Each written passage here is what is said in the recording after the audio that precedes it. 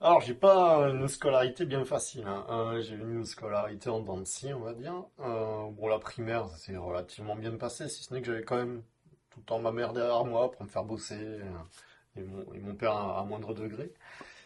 Et ensuite, au collège, bon, j'ai redoublé la cinquième, j'ai redoublé la première ensuite au lycée. Et voilà, j'avais pas des résultats nécessairement, on va dire, mirobolants. Voilà, ça a été un peu des périodes bien compliquées, la scolarité.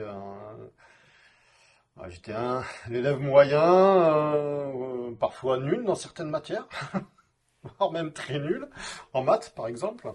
Les maths, ça n'a jamais été mon fort, hein. La logique, c'est pas mon truc. Et, euh, et pour te dire, par exemple en classe de sixième, je me souviendrai toute ma vie, je me souviens même du nom du prof. Bon, ça, je le nommerai pas. J'avais fini au troisième trimestre avec un de moyenne. Et il avait écrit chute importante. Bon, ça, il faudrait pas le rapporter à mes enfants, mais bon, c'est pas grave. Et ils savent que je suis pas bon en maths, hein. Et même mes parents m'avaient fait donner des cours de maths quand j'étais en seconde, première et terminale. J'étais suivi par une prof de maths. Et la veille du... La veille...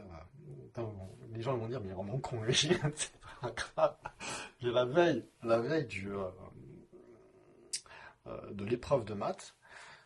J'avais fait quasiment le même devoir, le même sujet, avec la prof de maths. Elle m'avait fait un sujet, tac, et il se trouve que le sujet qui est tombé au bac, c'était le même, il y avait les chiffres qui changeaient quand même. Non, j'ai pas réussi, non, j'ai eu 4.